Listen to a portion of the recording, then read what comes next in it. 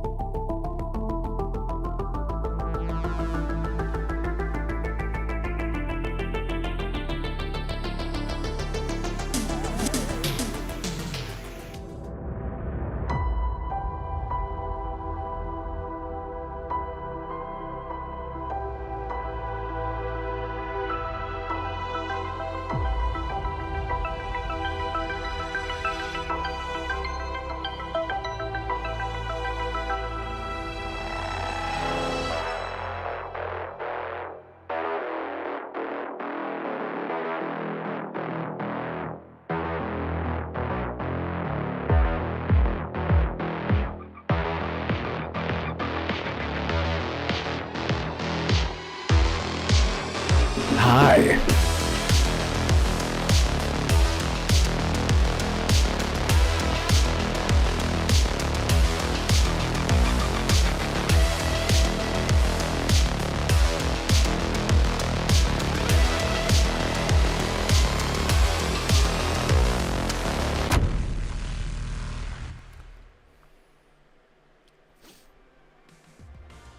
That's my favorite. I love it. You know what else I love? Everyone in chat. Welcome, everybody, to the Renegade Realm Podcast, episode 106. If you can believe that, that's crazy. Every single week I say that, but it is. It gets crazier and crazier. Thank you guys so much for being here. We're going to talk about all the controversy, because that's how you get the clicks. No, I'm just kidding. That's really all that's happened. Is nothing but bad news, and it's fantastic. Shout out to RSJ fan. It's Timmy. Red Hood. I'm just going to call you Red Hood from now on. What's up? Thank you for being here. Barry Donnellan, Andrew Cullinane, the Game Adaptation Newscast, BT Maverick, Web Dave, Drake Williams, and Red Wolf Renegade. That's me. That's me. And shout out to all the channel members. Speaking of Red Hood, he joined the Discord, so if you want to be a channel member, that's how you do it. It's great. I want to make it big. I want it to be active. I want my notifications to be just nonstop, blowing up with Discord notifications, seeing everybody talk to each other and being happy. And American Fury, speaking of happy, and Slow Lark. Yes, Fark you. Yeah, guys, thank you. Thank you all so much for being here. It's gonna be a good show. I'm excited. Assassin, are you excited?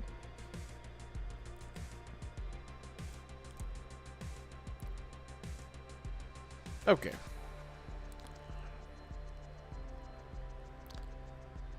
Good. Good. Great. I love that. I love that for you. Well, we're here with you, Assassin, and Holly, that blue number.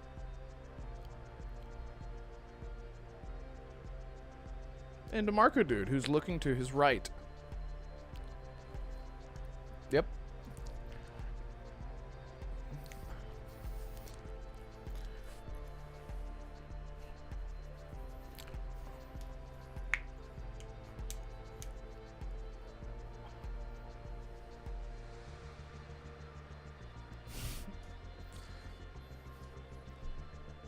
Peasantry that is us gamers. You know, we had remember back when oh man, what was it? It was a Blizzard game.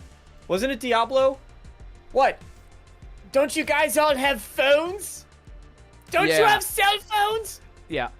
And that was actually and I apologize. I had everyone muted. So basically Assassin just said, any chance I get to roast the AAA industry? Yep. I'm excited. And then Holly said, hello. And then we're all caught up now. Anyway, that's what you missed. Welcome to the Renegade Realm Podcast, episode 106. I'll just start right there. Take two. Take two. Let's do this. This will be the timestamp for the actual starting of the show. Now, Lotus Esprit, what's up? Haven't seen you in a long time, so smash that thumb. Smash your thumb and sub. Do that. Smash your thumb. But seriously, thank you guys for being here. Well, DeMarco, besides college, well, we don't talk about that. What have you been into, man? How are you? You got a big old video that I just have saved because I got like 17 minutes in. And I'm like, it's still going. It's really great, by the way. What have you been playing? That was a big project. I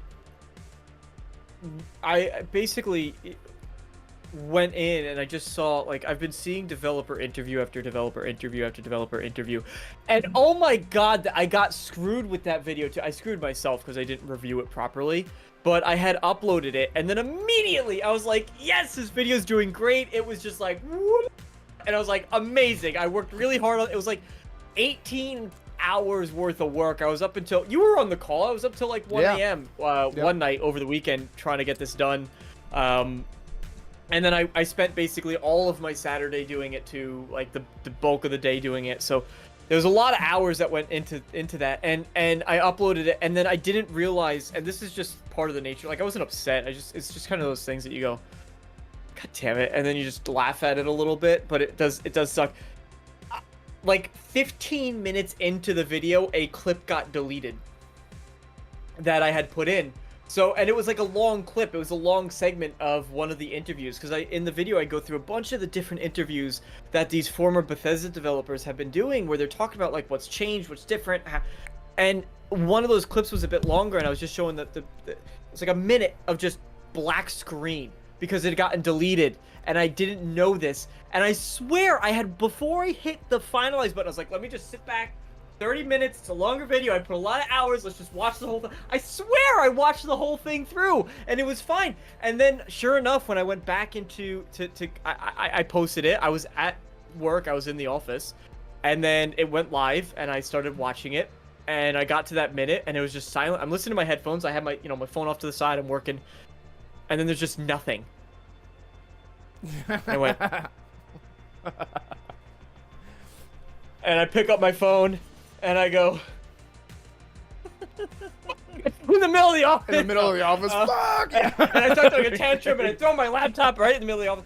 No, it just sucked. It just sucked because I was watching all the early thing. I was seeing some comments from like, a lot of the like content creators that I know and that I'm friends with and friendly with, and I was seeing them like, man, this is a really good video. And that always means a lot. Like when the first couple comments are just like, man, this was awesome. Like, hey, you did a really good job. Like, that's just the best. Yeah. And then sure enough, it had that error. So I took it down, put it back up. It's still doing good. So I'm happy, but definitely hindered a bit. But that was a big thing where I looked at a lot of, what these people have been saying and kind of cross-referenced all these different aspects and interviews and brought it all together. So that was definitely a fun little project there. Other than that, Expedition 33 has taken up most of my time. I'm still working my way through that. I'm not done with Act 1 yet, but I think I'm pretty far into it at this point. Definitely taking my time, because once you get into Act 1, or you finish Act 1, excuse me, I mean going to work my way through Act 2, it's just the whole thing, just like, as far as places you can explore and go and see. Can we do minor Expedition 33 spoilers? Because we can be vague. There aren't any minor ones really. They're all They're all major spoilers. I just started Act 2. In my opinion. I'm right there with you. I won't say anything. I will say Naughty Dog. Ollie, have you beaten the game yet? I'm still cleaning up overworld stuff. So I'm the only one levels... that's technically beat the game. I'm like level 71, I think. There's still like, I keep finding new stuff. I'm like, wait, where is this? What is this? And then I found out that some of the stuff doesn't appear until you do some other stuff. So I was like, oh. And so that's why I keep finding new stuff, right? It's so easy to miss things. Like I was wandering around like close to the starting area, where before you even finish like Act 1, just like that opening when you first get to the open world map. There's like a thing, and then there's it's a roundish that area, and there's a river that goes kind of around the back of it, and then there's a chromatic enemy back there. And chromatic enemies are basically just tougher versions of the originals.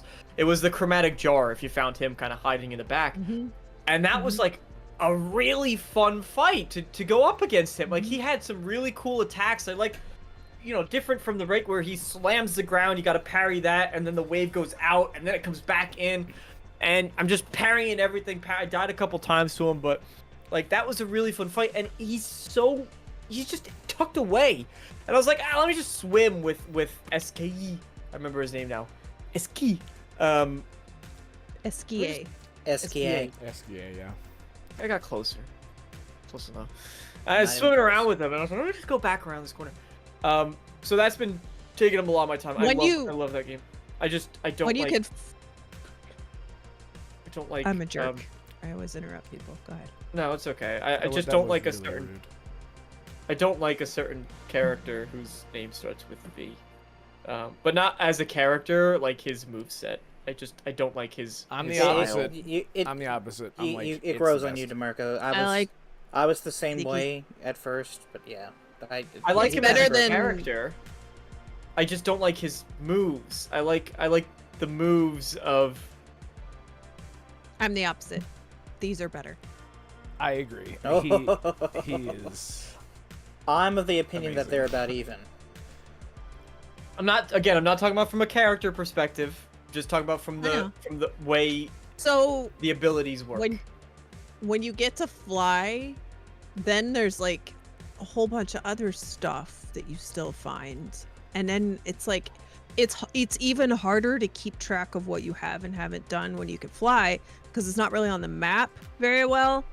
And then like and then you're like, have I gone? Have I? And then you go there and you're like, either yes, I remember that name, or I don't remember what this is. And you go in and it's either new or, oh yeah, I did this, right? I wish there was a way for you to kind of like check off or put a little symbol, or you know what I mean? Like almost like check off the map. I would like none of the areas have maps, but I would like to have like a zone cleared. Like, hey, you did get all of the, and part of me likes that that's not there, right? Because it takes away the game element out of the game, where it's like, oh, you succeeded, here's your check mark, right? So I kind of like that it leaves it up to you to say, hey, let me go back and like even small things. I went to the underwater area again, and I found just like a small section of the map that I didn't go, and there was a mini fight back there, and I was like, oh, that's pretty cool.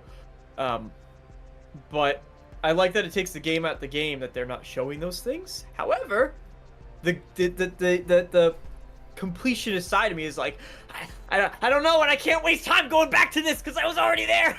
I can't. I gotta go forward. I'm never gonna beat this game.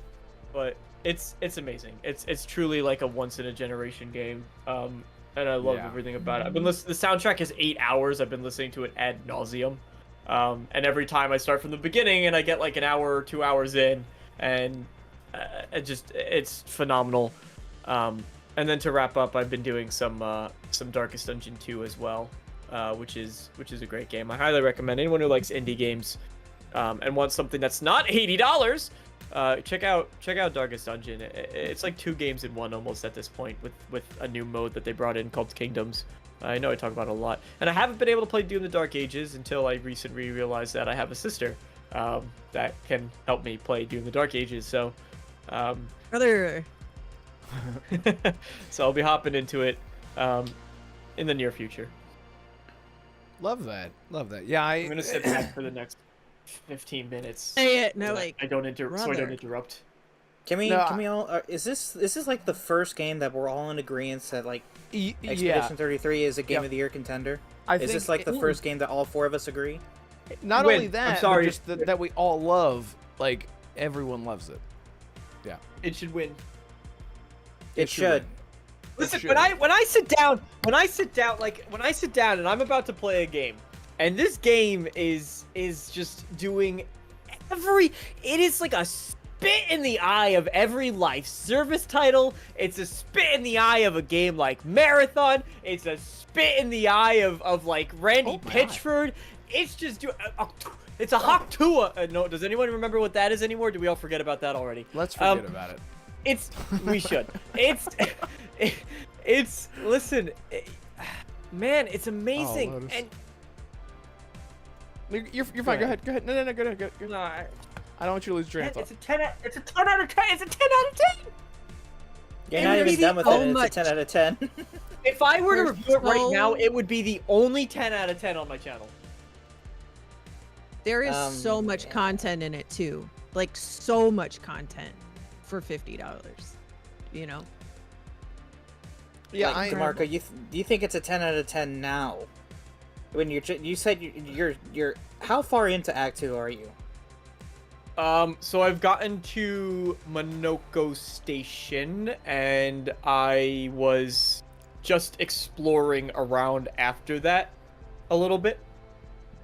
Okay, you think that it's a 10 out of 10 now? Wait till you guys get to where I am, and I've beat the game. It's pretty much a 12 out of 10 after you beat the story. Yeah, I know the story. I'm done with the story. You're done with the story? Yeah, there's been no other game in recent memory that has made me just sit on my couch and just made me just slack-jawed and just think. That's how Persona 5 made me feel. I know that feeling where you're just like, what? That's how Persona 3 was for me last year. Yeah. My game of the year for this year and last year are turn-based. The hell? Yeah, it's wild. It's crazy. What were you gonna say, DeMarco? Do you remember? Oh, it wasn't like the moment in Act 1 that everybody's like, oh my god. That actually didn't catch me. Like, it got me, but like it didn't get me, you know. But the moment that actually got me was with the red oak tree or whatever. Oh, okay, yeah. That was I got you. Yeah. That was like the moment in Act 1 that everyone on Twitter's like, oh my god, don't talk to me, like that. I was like, all right. I kind of felt it a bit. I don't know, but I was focused. I was focused in the wrong direction, is what I'll say about that. Because I was like, come on. I think we know. I think I know what I was so wrong. And when that moment happens, I wasn't like immediately emotional. I was really like, what the fuck? What the fuck? What the fuck? And then as it sank in, it was like, what the fuck? And like it became like more like I was a puddle of red wolf. I could not. And it's so funny. The first thing that I thought about was, well, The Last of Us. And I'm like, oh man, if you guys take notes, this is how you fucking do it. And then the tree, yes. And then the tree. And then I was all over again. I'm like, Oh, The tree got God. me. Yeah, the tree got me. Like Woo, the actual event man. itself was nothing new in gaming, but when I realized later on, like, oh shit, this is an actual like permanent decision. It started to affect me over time. I'm like, okay, I like this is my. Oh, so we're doing the Final Fantasy VII moment. Got it. Well, and the thing is, like, it's just that we need to have like a whole like spoiler cast for this game. I feel like because I feel like it deserves it. We need to do that at some point once we've all beaten the game, because it's just so hard to talk about. But I can't talk about it. What I will say is that I beat Act 1, and then I found a secret arena, which I'm sure everyone knows about by now, because it's like right in the middle of the map. And I have spent 3 straight hours, well, not straight hours, but I played like an hour and a half, and then I played like another hour and a half, just fighting the same enemy over and over again, because I went to the battlefields. I was level 18, and I'm like just getting my anus just absolutely ained. And I'm like, what the fuck? Like, am I not leveled up enough? And I clearly I didn't do enough side content. So luckily I found out that you don't miss out on any side content, which is good. So I was like, I'm just going to go back to the mainland and just train and just grind. So I'm level 18. I went from level 18. I am now level 36. Just doing this arena. And I'm telling you guys, I feel like I wanted to make like a little like not on brand video. Just like no face cam, like 2-minute video. Just showing this. Just to like explain how easy it is to just grind this one enemy in the game. It's crazy. So you get like 26,000 XP every minute. As long as you're parrying and like doing as much damage as you can to in the gestural arena, it's great. So then I went back to the battlefield, still got my ass kicked until I parried, and I went, oh, parries are now becoming like 9,999 damage hits, and I'm starting to understand. Because they tell you, like, it's not necessary in this difficulty. Because, by the way, I did go back to regular difficulty. I texted Holly and Colt, and I was like, I couldn't live with the shame of turning down the difficulty. It just didn't feel right. I was like, this is not, I can't do this. Were you on the expert? Like the hard? Because there's only 3. No. There's easy, medium, hard. Were No, you on hard or were you on... No, I'm on medium? normal now. Yeah, I'm on normal now. But So I you was so started- frustrated. Yeah, you don't want to play hard. You Yeah, do not want to play I hard. He started I- on story. He started on story. He was No. on story. I started on expedition and got really frustrated. So I started on normal, got super frustrated. I was like, fuck this. Then I turned it to story mode, and then I just didn't feel right. Like I wasn't. Everything was like too easy, and I was like, man, I just want the window. I want some like accessibility options for stupid, dumb brain people like me to like open the parry window without changing the difficulty. That's all that I want. But I was like, F it, stop being a baby. Deal with it. Get good. And I was like, okay. So that's why I went to the arena. I was like, I'm just going to grind for 3 hours. And just, I literally leveled up almost 20 times. But so that's where I'm at with it. But yeah. I feel like also, they're just... My biggest complaint is I want to see a difficulty between the normal and the hard. Like I want a 4th, but I want something in between those two. And it doesn't need to be customizable. Like I'm not even... I like when there's options to customize the difficulty and then there's presets. I'll probably always go with the preset because I feel like those are the developers saying, hey, this is the way we intend people to experience the game, like in this way. So Right. I'll usually always stick with that. Like even with Starfield, they released that update and they changed the experience you get. And I was like, all right, that's cool. Like I like that, but I still would rather just stick to some of the preset ones. Or a Bethesda game's a bit different because of the way that the enemies work than a game like this, where it is a little bit more skill based. So there is a skill ceiling, right? So there's a little bit of a change there. But Yeah. with Expedition 33, I didn't even bother going with the hard because I figured, I was like, I'm just going to get frustrated. I'll be stressed. I'll be sitting on the same fight for like 2-3 hours. And I want to have some of those difficult fights. Like I want the bosses, which I found the boss fights to be some of the easiest in the game. because they're very The you don't have to- optional... I found that the optional boss, like even in the battlefield, you go up against a boss there, and at the end of Act 1, you go up against a boss, and I smoked them. I wiped the floor with these enemies, to the point where I didn't lose once. I missed a couple hits here and there, like they would hit me a couple times, but for the most part, I parried, did an insane amount of damage, and then it was like, oh, it's it's over. And the music is like, it's like epic, like blaring in your ears. You're like, here you go, and you're like swinging swords and all the flashy animations. Like, oh, okay, he's dead. I love. DeMarco, would you say that the music, when you're playing, it kind of makes you feel like you're watching a play, but also participating in it? Would I say it's like watching a play but participating because of the music? Yes. I don't know if I would say because of the music. I think just the flair of the combat. The flair and the set- dramaticism of it all. The dramaticism, the set pieces, like I think the environments that all the battles take place in, and of course like just the environments in that game are I love that they just turned around, they said, we're gonna make it underwater, but it's not actually underwater because you can't swim and you can breathe and you could talk like normal. But it's underwater because there's like whales swimming around. I wish that's what I want to see in Elder Scrolls. Like I want to see Elder Scrolls be like, you know what? F it. We're a fantasy game. Like have that ridiculous thing. That's what Morrowind did. But like put that giant mushroom. Make the trees 600 feet tall and wide, and like make the forest. Like that's what And I want you're to see. riding a giant flea. We're just playing Elder Scrolls 6, and we're just like, huh, Black Marsh is a bit different. Oh my god, like Yeah. that's what I want to see from games. And when Expedition 33 is doing it, and you see whales and giant manta rays, and it's like that's just it's just Hello. awesome to me. It's so damn cool. Yeah. I will say, well, there's not like it's hard to talk about the game because it's so story focused. I don't know what else to say, but anyway, real quick shout out. Thank you so much, Lotus Esprit, for gifting 5 channel memberships to Drake Williams, who I thought was already a channel member.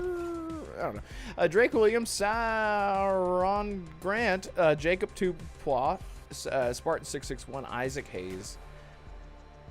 Oh, that's it. Yes, thank you so much, Lotus. Really, really appreciate you. And Drake Williams said thank you, essentially. Yes, thank you so much for doing that. That means a lot. So guys, today's the 20th, so you know what that means. The day I've all been waiting for. You know what came out today? Again? Borderlands price. That too. Come on. I can't think of anything noteworthy that happened today. Okay, well, Stalker Trilogy came out. The enhanced version. Oh, right, the update. And yeah, and it's so weird. Like I feel like a lot of these. This is not like a topic. I just wanted to. I'm just explaining like what I've been playing because I did touch on Doom, played Expedition 33, and I feel like I need to stick with Expedition 33 just so I can. You can't. Expeditions, Clair Obscur is not the kind of game that you put down and then come back to later. You have to keep the emotional roller coaster going because if you lose touch with it, if you're too far separated from it, it doesn't have as much of an impact. Like when I literally spent like 5 days away from it. Whenever I came back, I literally felt like I should like watch this initial cutscene to get emotionally involved again. But Stalker, I feel like a lot of these companies do these enhanced and remastered versions a disservice by not properly showcasing exactly what they've changed. Like, this is a dramatic change, like by comparison. Similar to how Sinking City just got like a full remaster out of nowhere, and they had a great trailer showcasing like the crazy levels of remastering that they did. The game already looked great from the videos and stuff that I've seen, but that game looks incredible, and it's the same deal with the Stalker trilogy. It's a complete you get it for free, so if you already own the game, it's free, just like Sinking City. But the same thing with Stalker Trilogy. It looks so much better than they could have done like a bigger breakdown, but they had 3 separate trailers for the 3 separate games. So I played that a little bit today, but the first hour and a half, I went to go start the game, and in the beginning of the game, in the main menu, it says press any button to continue. I'm pressing every button in the world. Nothing is going. So what I found out is that if you have a dongle of any kind, any USB plugged into your Xbox, it thinks that it's a keyboard. So it defaults to keyboard. Because like, oh, that's definitely a keyboard. That headset you got in, we got you. We know. So I literally spent an hour and a half trying to figure this out. I had to bring my keyboard and mouse into I think the it's just game room. Xbox trying to hint at you to say, hey, listen, PC. PC, which I am setting up. Hey, by not the way. PC. Hey, not PC. I have been doing different upgrades. Like I got the HDMI switch that I talked about. I talked to Hargeet, and he's sort of helping me like take some of like the whenever you boot up the PC, I don't want to put in a password anymore. I just want it to boot up, and I want it to that way if I want to go play a game on PC, I just turn it on and then it goes straight to my TV behind me, and I'm playing a game instead of just put in the password and grab the keyboard and turn this thing over here and grab my headset and walk in the other room. But I'll get there eventually. But it is happening. That transition is happening. But anyway, so I had to plug in a keyboard and mouse to my Xbox to select control style to control. It was so dumb. Anyway, so I played that and I was like, damn it, I am. And they made it feel way better. They have modernized the control sensitivity and the dead zone and everything. Everything feels way better. I'm like, I'm actually doing really well, because to be honest, I was struggling. As much as I love the trilogy, I was struggling because those games are old, and but they've made it feel a lot better. So shout out to them, because but there is some controversy with it. They have in this remaster in the trilogy, they have removed anything, the big R word, the Russian, anything Russian, they have removed from the game. Full on signs, full on like characters. I'm pretty sure like there are like certain characters like that represented Russia more than Ukraine. I don't know. They've just full on removed that, and that's caused a big stir in the Stalker community, because they're like, that's censorship, and we get that you're going through an awful time, like, to say the least. It's like, you know, can't even sum that up but anyway, so it's interesting for them. But anyway, that's what I have been doing. Andrew Cloning said, I got a dongle for you. Thank you. Lotus Esprit says, The Last of Us rebooted, remastered, regurgitated special edition. Was that today? Was that today? Did The Last of Us thing come out? Oh, maybe they're just... Okay. I hope not. I was like, please don't. Please don't. Okay. Just let that IP rest, for God's sakes. Yeah. Holly, we joke that Skyrim was getting remasters all the time. This is a new low. Anyway, sorry. Go ahead, Holly. Yeah, Holly, what you been into? Well, we know, but tell the people. That's what goes in my head when I think about Doom, is just like that, like, anyway. I've been playing Expedition 33, and I've been playing Doom, not as much as I would like, because I had some life stuff going on this last weekend, but I played Oblivion on Sunday. If you're interested, I cosplayed for my first day of Doom playthrough, so you should go check my channel. They were both great streams. See, yes. Well, I streamed a little bit yesterday.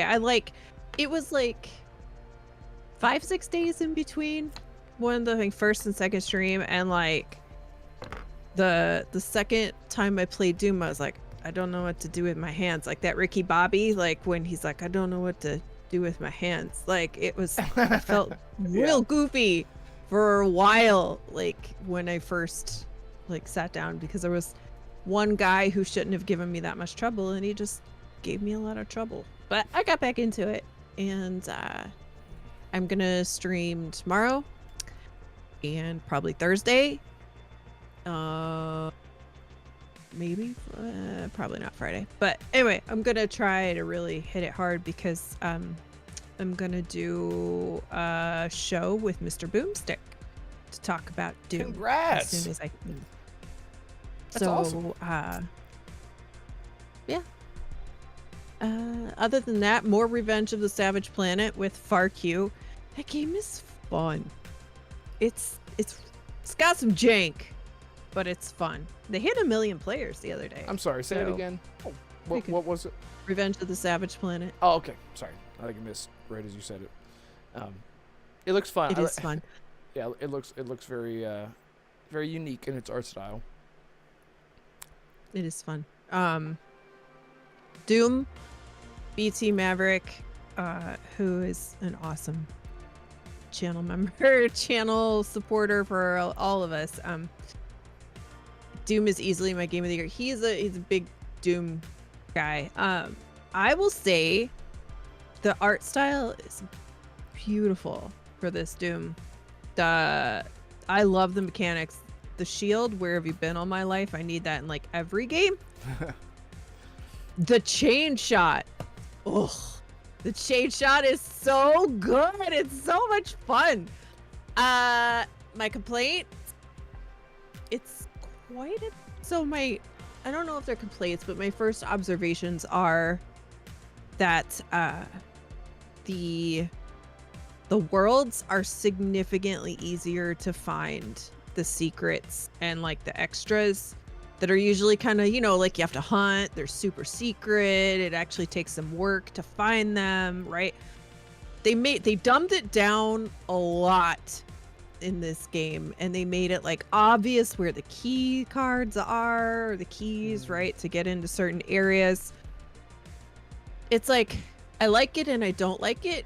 Like, it's kind of one of the charms about Doom, right, is how difficult it is to find that stuff. But then it's also like, well, that's kind of a pain in the ass sometimes too, right? So it's kind of like, I don't know.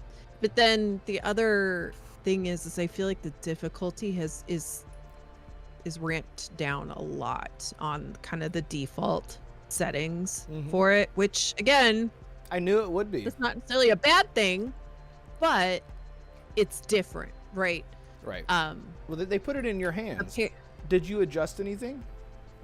I haven't. I just went to ultraviolence and just was like, okay, let's see. And the parry window on ultraviolence is so generous. I'm thinking about turning it down a little bit to make it harder, because it's just sandwich and come back whenever they shoot at you, right? Like it's very, very generous, especially after playing Expedition 33. You're like, dude, I could like walk the dog and do this at the same time. Parry window. But Parrying is the name of the game this year. yeah. But those aren't necessarily negative critiques. They're just observations, right? Yeah. My negative is the music. Okay, I haven't played it enough. I've got like little over an hour into it, because I wanted to like get into it, like scratch the itch, because I'm like, I can't. It's hard to juggle Expedition in this game. Or maybe it's not. Maybe that is a perfect yin and yang. But the first thing that I did, obviously, I put the damage that I receive up. I think, isn't it like by numbers with sliders? I want to say I'm at 125 damage increase, and then I the deal default is 125. Oh, are you on Hurt Me Plenty? I mean, I'm just on custom, so whatever that means. Because the default for ultraviolence is you take 200 and you give 100. So that's what I'm on playing. ultraviolence. So it must. So it must move as a default, and then you can slide it even differently. And then you right? customize They are it, yeah. sliders. Okay, yeah, I'll have to go back and check, because like the way that I have it right now, it does feel very easy, but I am in that very beginning area, so I'm like, I'm gonna be adjusting it as I play the game, because I want to feel. And the way that I have it right now so far, because I'm so used to dodging, I keep trying to dodge, and he's just like, I'm like, oh, you can't do that. Dodging, I miss dodging the most in this game. Like it was so good in Eternal. It's just like, but you're really fast in this game, but it's not the same without the dodge. I do miss the dodge. Yeah, so you guys missed the jumping. That they and the have jumping too. Yeah. Yeah, I think it's cool that they have. You can Doom 2016 and Doom Eternal, like they feel kind of. Eternal's a clear evolution of Doom 2016, but I like that the Dark Ages almost exists as it's something I've said in relation to, like, again, to bring back Darkest Dungeon, that you could play the first one or you could play the second one, and it's like they're both different, so you're not wrong if you like one or the other better. It's just because they are different experiences, intentionally so. And I kind of like that. Like, I see a lot of people saying Doom Eternal's my favorite. Like, Or I see a lot of people saying, yeah, Doom Dark Ages is fun, but like I really actually prefer Eternal. And I see a lot of people like Doom Dark Ages is the way to play this game. And I love that those two things can coexist. It's not there's You can no, like both, genuinely, but Yeah. they are different enough, right? but they're different experiences. And I think that's what most sequels should strive to be, if I'm being brutally honest. I know not a lot of people wouldn't like that because, of course, It's an like I evolution. think about, yeah, Like a clear evolution. Yeah. yeah. I mean, I think of like Arkham Asylum to Arkham City, right? That's the same thing but better, a lot better. Doom Eternal versus Doom the Dark Ages is like tangential. It's cross. I don't know. I wouldn't even say improvement, but it's just like cross development versus vertical, horizontal versus vertical. Yeah. Yeah. Yeah. I think they got rid of dodge in the understanding that the shield is supposed to be doing a lot of that work, right? Like in Eternal, you don't have something to protect you, right?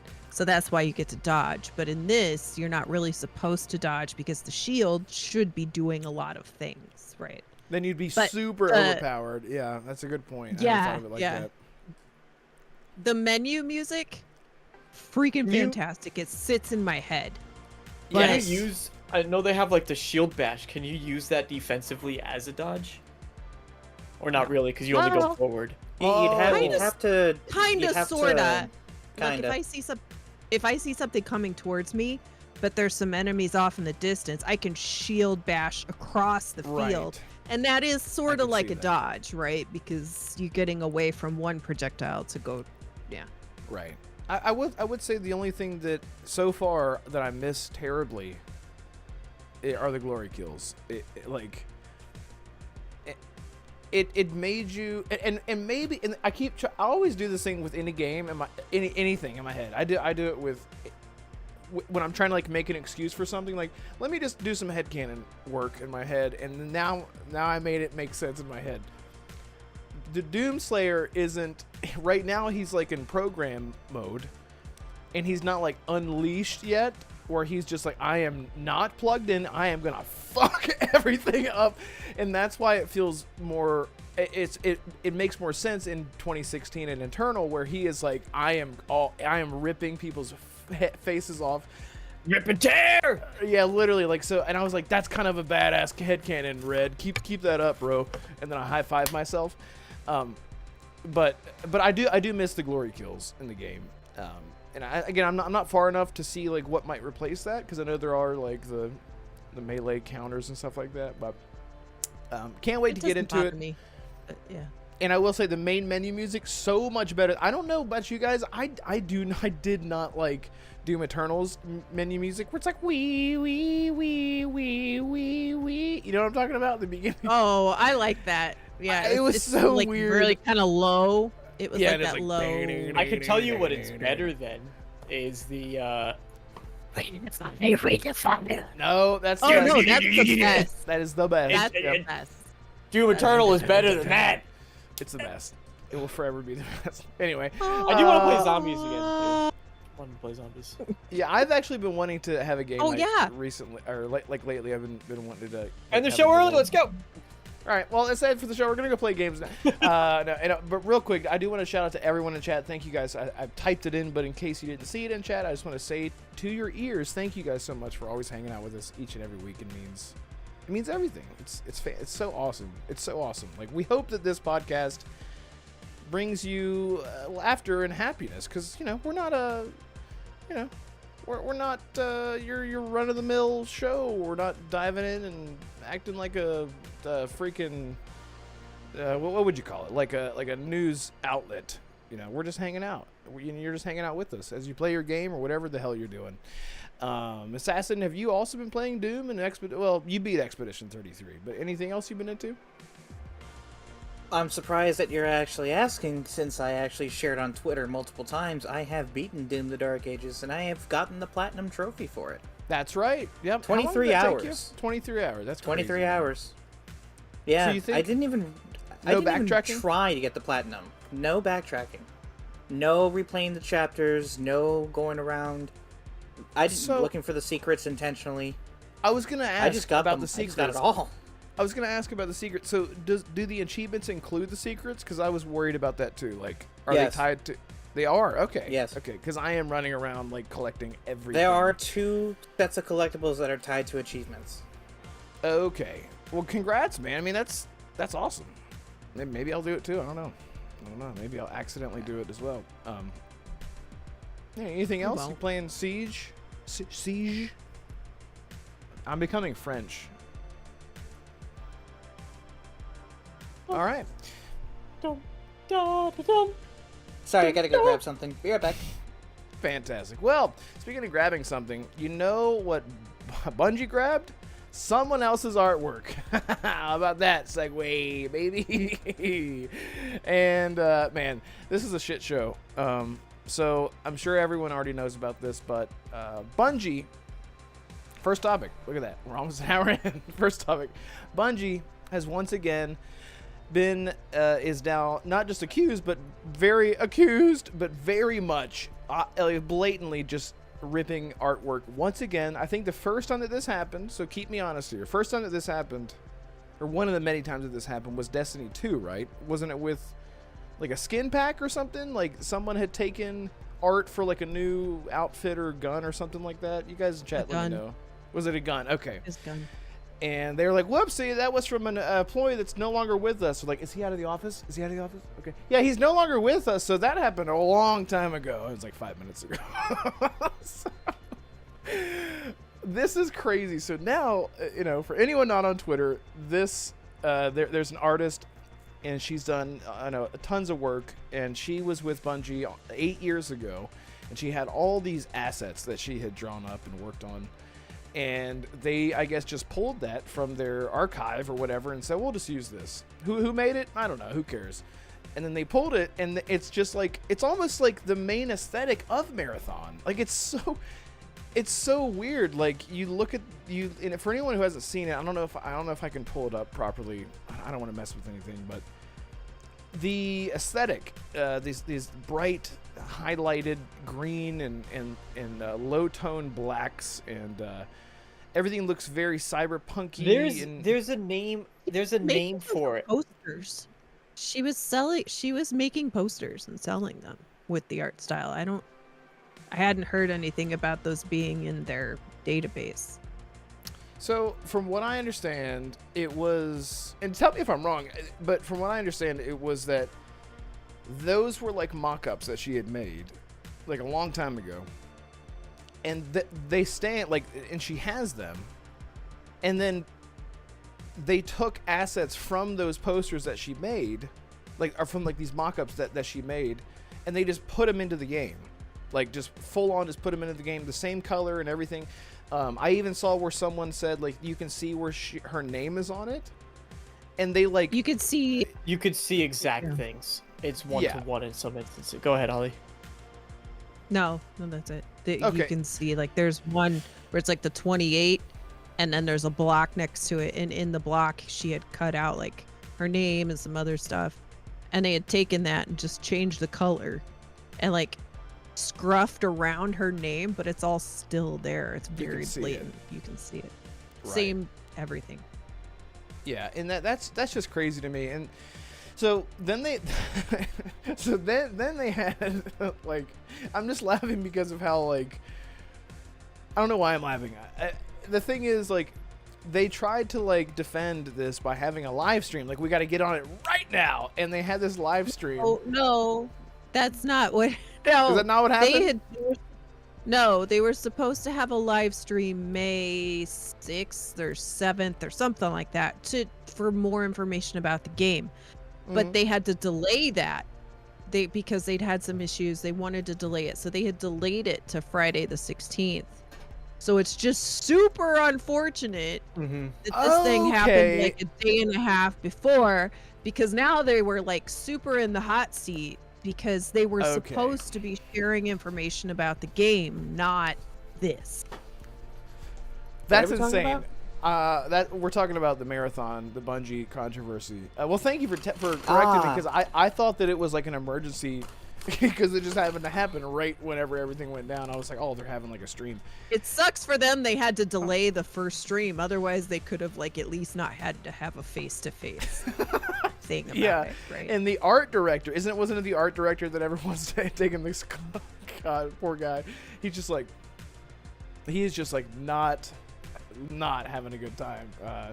And I do feel bad because like he had the screenshot of him just like, yeah, he's just like, because he was reading chat, and Right. chat was and they were saying, the tagline. they were saying like, God, plagiarism. plagiarism makes me God. That's what it was. I I yeah, mean, when you're plagiarism. accused of plagiarism, this kind of comes with the territory here, Yeah. especially And when it's that's the- blatant. Yeah. That's the tagline of the game was something makes me God. Makes me So God, they were plagiarism taking the makes me tagline. God. So they took the tagline of the game and Okay. changed it into plagiarism. Thank you. Nah. Oh, Okay, it was thank you. fantastic. Yeah, it sucks for all the other, because now like you don't want to be associated with a company even though you've worked hard for so many years, and then this sort of controversy comes out, so you sort of get like bundled in. Oh, you work at Bungie, so you're the piece of shit. It's like, it's not how it works. But whoever's again, and so along with this, to tie this into the main issue here, it very clearly is management. The art director should have had some oversight. He should have been the one. Maybe it's not just him, but he's one of the people that should have said, where does this art come from? Who made this? But somehow, I don't know how that works. How does that work? This is the 4th time they've been caught stealing assets. Yeah. So you would think after 1 or 2, you'd be like, we need to have a checks and balances within our system because we can't be known as this. In the world of art, which video games are art, this is the last thing you want to be called. Right. So after the first, maybe the second time, you would think you have some checks and balances. And I generally don't think that the directors, any of the upper management, none of those people knew that this person had stolen this girl's art. I don't think anybody knew that. But ultimately they're culpable because they are management, and this is the 4th freaking time you've been caught doing it. Why don't you have any sort of validating factors in your checks and balances system? Bad. Yeah. Real bad. And so Yes, Paul but Holly, Tassi, you gotta remember. You gotta remember they really want to win Best Community Support at the Game Awards. Plagiarism apparently is a part of that awards, that award that's nomination. true. Anyway, go ahead, Red. No, I was just gonna say it's true that they want to get that Keeley Plagiarism Award, but and so Paul Tassi, who writes for Forbes, I believe, isn't that right? Yes. He did some digging and talked to someone that used to work for Bungie and said, basically saying like, yes, it is management. Like management they don't manage anything. They are just there. They do their jobs. They clock in, they clock out, and then they're done. They don't. And whenever you think about like, because you have these, from what I understand in game development, a lot of studios have like all hands meeting where everyone comes together. They all get on in these big auditoriums. We've seen it like with Bethesda documentaries, and the director comes out and they say, what do we have? They throw it up on screen. They go, here's our new art. Here's our new level. Here's our new feature. Here's a new animation, whatever. And it's made by Jonathan. You take it away. But instead, it's like they throw up this art, and it's like no one said, and so you made that, David? Everyone's like, I don't know where it came from, but it looks good. Like, I don't know how this kind of stuff slips through the cracks. So Paul Tassi was saying that right now the morale is like bottomed out, completely bottomed out. Everyone is worried about, because this is sort of like their last. It's like the last, because they lost so much faith, including me. I was actually ready to get back into Destiny, because I was like, let me get through this because the story seems so cool and everything. And then they vaulted everything and then locked everything away with the story progression for Destiny. So you can't even play Destiny anymore. If you ever wanted to get into Destiny, you got to watch movies and, videos online and stuff. And so this, and apparently there's a big delay coming again for Marathon. And I just don't know where they can go from here. It's crazy to me. it's crazy to me what's happening right now, and not just like in terms, because like we can say what's happening with PlayStation. It's not just PlayStation. It's just they happen to be under the umbrella, and we don't have a roadmap either. But it is just crazy to me that like there's so much like falling off the rails here. It's crazy. After Concord, and we've seen Marathon Concord 2, or the DLC for Concord was Marathon, or what, I don't know, whatever people have been saying. It's just, I don't know. You go ahead, Marco. You have a studio. Like, morale is low now. What was it when they first announced the game? And Yeah. like it wasn't as though, like, the only, I'm sorry, I'm not trying to be mean to Bungie, because at the end of the day, I'm sure there's several people at Bungie who are like really excited to try to make this thing happen, right? That were like, this is gonna be super fun, and then there was probably, it's hard to say, because as BT just mentioned, the art, that's what I was gonna bring up. The art director of the game was following this artist. Like, there were several people at Bungie following this artist. So It was the whole art team. so you can't. This just. So you have the art team that doesn't encompass the level designers, the gameplay programmers, you know, like every single the community managers who are like, man, I love extraction shooters. I get to talk, like, I'm working at Bungie, they work on an extraction shooter, I get to go talk to the community about the, like, all of those people might have been but from the outside looking in, even from the announcement of this game, I saw like hardcore Bungie, and maybe I'm wrong on this, but I saw the Bungie fans excited. I did not see people excited. Right. No one. For Marathon. Right, and well, No, I was just gonna say, and imagine this team that's making this game, which is supposed to be the savior of Sony's live service, are the very ones that went in to Naughty Dog, to Insomniac, to everybody else, and said, your project is crap. Your project is crap. Right. Your project is crap. We're scrapping all of that. That's right. With the Spider-Man, we're the experts. factions, The Great Web, Ben Studios live service. I'm going to be fair and say that I think a lot of those projects could have been, listen, it was the same thing. The reason why I actually lean more towards the fact that Sony did those companies justice, because we saw the exact same thing when, like, Bethesda, now Fallout 76 has turned around. I know that's not the best example anymore, but like Bethesda, no experience making online games. They made an online game. How did it do? Terrible. I know that you guys all liked Gotham Knights. It was not really that popular of a game in the grand scheme of things. The studio did not have experience doing multiplayer. Rocksteady releases a multiplayer game. How did it do? Not so great. It it didn't bankrupt, but it drained WB of like $2 million loss or something 200 million or something absurd. Yeah. Loss. You want another one, DeMarco? Yeah. Avengers, Crystal Dynamics. No Avengers experience making by multiplayer. Crystal Dynamics. Like, That's right. Yeah, that's a massive. And this is exactly what happens, right? It's like, you don't take these studios that have never made an online game, and they go to, please Sony, please Daddy Sony, don't make me make this game. I don't know how. And Sony's like, no, you're making it. And finally, Sony was like, man. You know what? You're not making it. Maybe you're not making it. And they were like, thank you. Thank you, Daddy Sony. That's what happened. I know for a fact that's probably what happened. I don't know for a fact, but like, I can only imagine that's also partially what happened at Rockstar. That's what happened with BioWare was the other example I couldn't think of, where BioWare was like, please EA, don't make us do a live service, and they're like, well, actually. Yeah, people liked Mass Effect 3 multiplayer, so make an entire game that's nothing like that, but online. They're like, and they were like, and what should we call it?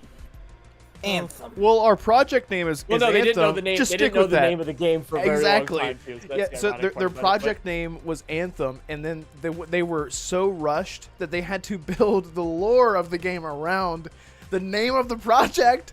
which was the anthem of the universe is calling, which I watched a whole video about. It's insane. It's insane. But go ahead. Sorry.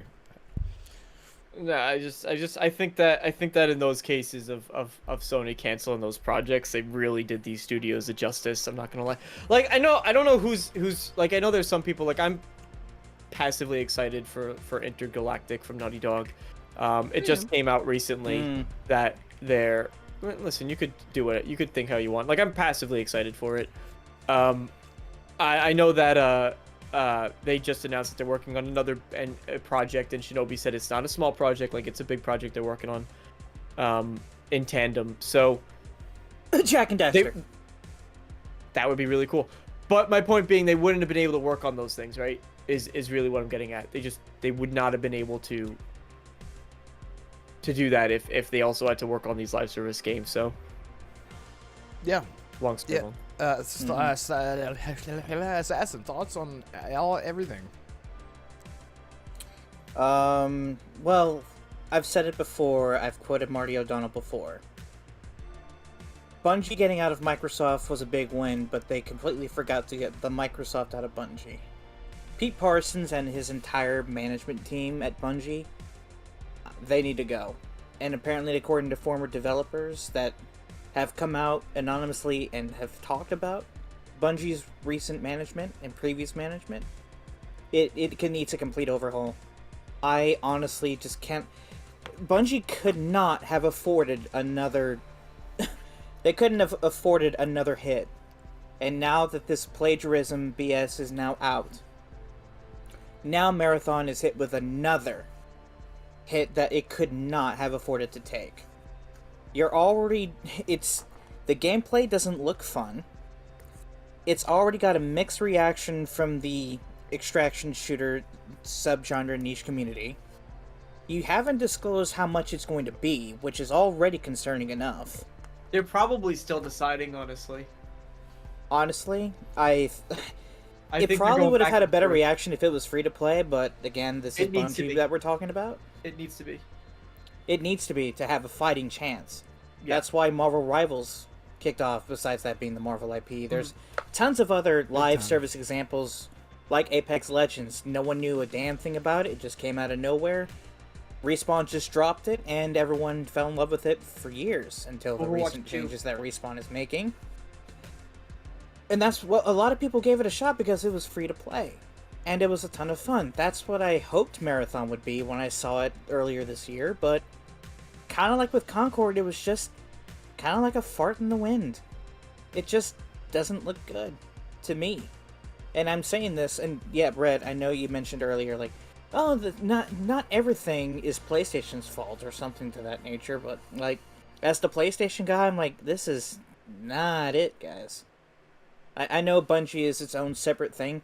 It's pretty sad that I'm more excited for their Gummy Bears project by that new studio that they actually announced, and we haven't seen a damn thing of it, more than Marathon. Apparently it's like Smash Brothers meets MOBAs, which I have no idea how that makes sense. Well, so yeah, Marathon is just not... It's not my thing, and now with the other major topic, September is dry for me, guys. I don't know about you, but it's dry as hell for me. Because I'm not getting either. Well, yes. I would... Sorry, I don't know. Max City End. I have no... I don't know what you're confused about, but if you type out what's happening, I will be happy to explain. I don't know what's going on, but I appreciate you being here. Thank you. I just wanted to make sure that you understand as well. What I would say about the extraction shooter genre is that we have staples in the genre that have made it popular, and I feel like because what has happened with Escape from Tarkov, people have, development studios have said, we need to capitalize on this, but make it different. And Marathon went so far out of the realm different when all people wanted was just more Tarkov. Now, Tarkov is going to remain on PC. It's not going to come to consoles. It's never going to come to consoles. I can tell you right now, just from researching in the community and seeing what people have to say about the technicalities and the little idiosyncrasies of that game that just don't work with controller.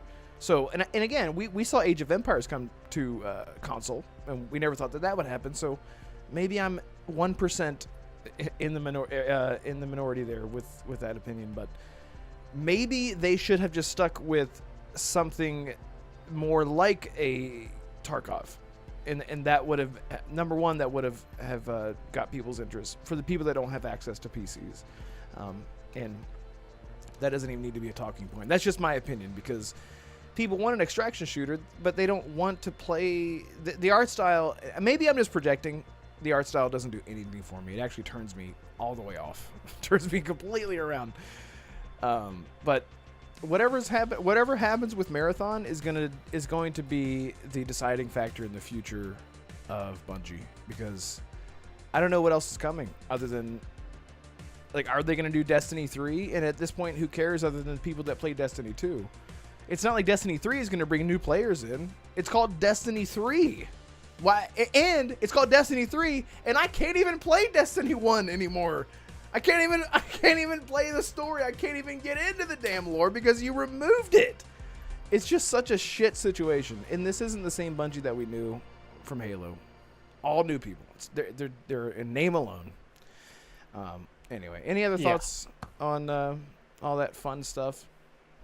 I just said that Pete Parsons was the Microsoft exec from the old Bungie days, Red. So yeah, same guy has been there for over 20 years. Well, besides him. But yes, you're right. The under management. Yes, I agree. Yeah. What's scary it's all with completely all of this is AI is going to make it worse, and we know that companies are like laying off these people because of AI, right? Yep. Yep. So it's a little bit worrying to know that AI, the realm of how plagiarism impacts that is still, and how it leads into plagiarism is still sort of mixed, even though I think it's pretty definitive. AI sucks, but companies don't feel that way, and it's gonna get worse. I'm really excited. Can't wait to see what the future holds. We're the same shit. Oh man. Hey, Red. And yeah. You know, I've heard that Bungie wasn't the only one to shit their bed this week. Oh yeah. Did it have something to do with a USB stick? With a USB dongle? USB dongle. Yeah. Speaking of dongle, there's a dongle of a head of a studio owner or CEO. I don't know what the hell his role is because I'm ignorant. But Borderlands 4. Borderlands 4's Randy Pitchford now has pitchforks aimed at him because he said a thing. He said a thing. Who wants to do the thing? Who wants to say what he said? Holly, you want to? Hold on, Red. Oh, okay. Hold on, Red. Before we get to that point, I don't know what Max City Ends is trying to imply here, but I never said that it was Xbox's fault. Max City For what Assassin Bungie's has me going rolling, through. trying to blame Bungie's failure on Xbox. I don't know what you're talking about, bro. I don't understand what you're trying to imply here. Pete Parsons was a former executive at Microsoft when Microsoft owned Bungie. Marty O'Donnell even called him out specifically, saying that he's the reason why Bungie is the way it is now. I don't know why you're trying to say that I'm saying it's Xbox's fault, because it's not. Microsoft has their own issues, and Bungie is not one of them.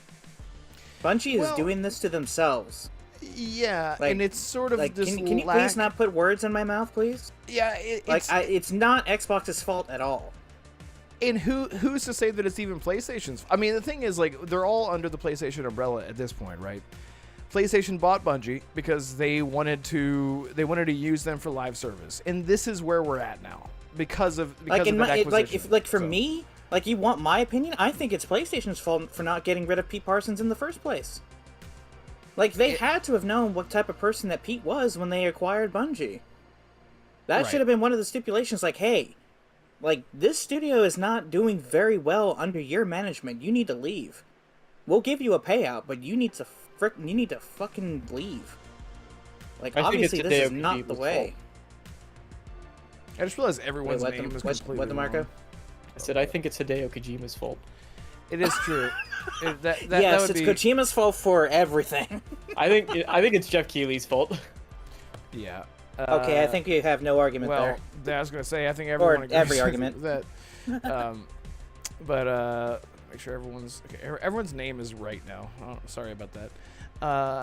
He said I take it back then, my G 100.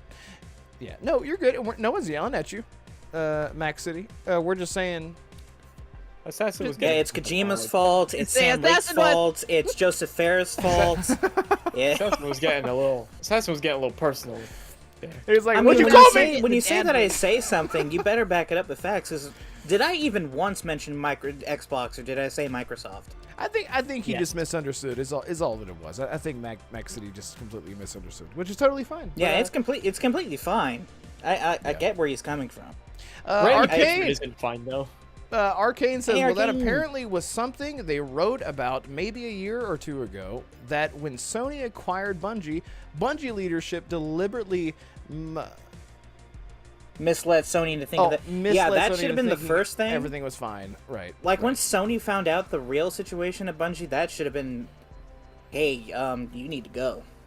And BT Maverick, I don't hate Xbox. I hate Microsoft gaming. There's a big difference there. VG Mag, why does One is Assassin hate overshadowing the Xbox? He's like Reforged 2.0.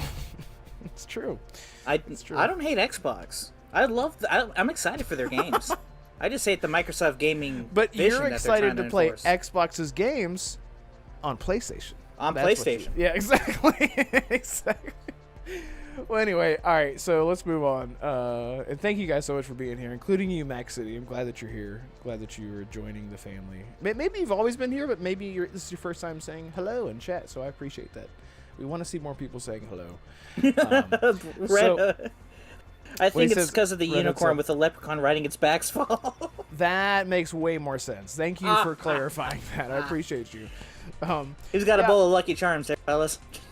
That's true. He's got him. So anyway, back to old Randy. Holly wanted Assassin to say what Randy said. And while you're saying that, okay. I'll be right back. Okay, well, hold on. Let me actually get to Twitter, because I don't know if you guys saw my quote tweet to Randy, but it has been popping off. Let's see. Also got 3 likes this time. Ooh! Ooh! Ooh! Better than your one. Ow. Alright. Unnecessary roughness, but I guess that was warranted. Or as Holly would say, unnecessary burn. Alright, so, to add context, there was a, I guess now former Borderlands fan asking Randy, or telling Randy. Wait, So my I'm just one, gonna I give got context. 7. Wow, congratulations. You want a cookie? You went to go look. That's more than a 5-bagger. Hey. Okay. Can I read now? Mm-hmm. No, and my response to another person's got 8. So if you add those two together, that's 15.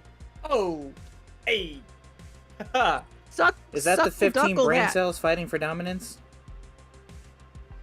Alright, well that wasn't necessary. Yeah, that was rude. I know, I can do this all day. I'll read your tweet. You think that you can burn me, bro? I'll fucking pour lava back right at you.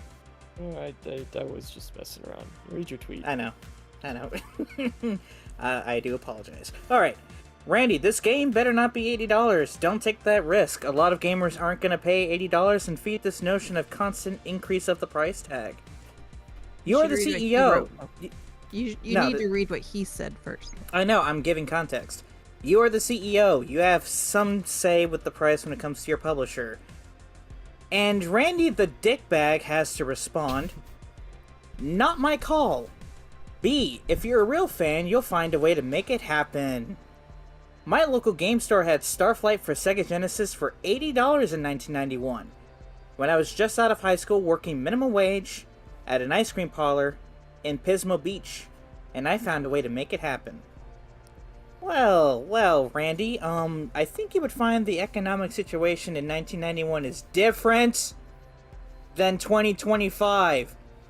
You fucking disgusting piece of I completely forgot if I can't swear or not. So, sorry if you get demonetized, Red. Are you fucking kidding me? Do you know what show you're on?